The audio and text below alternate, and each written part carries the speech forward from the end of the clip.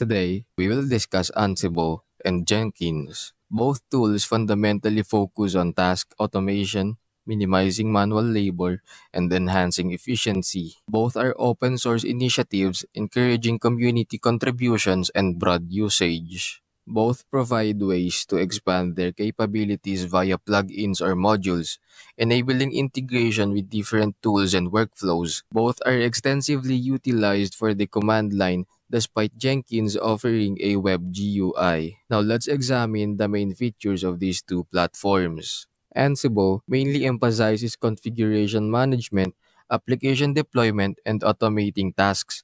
It employs a straightforward agentless design depending on SSH or interaction with target systems. It is particularly effective at automating the establishment of infrastructure, deployment of applications, and configuration of systems. It is declarative, signifying that you specify the desired outcome and Ansible functions to reach that state. Automation of infrastructure, management of configurations, and deployment of applications. Jenkins is mainly a CI or CD server intended to streamline the software development lifecycle. It excels in automating the process of building, testing, and deploying software.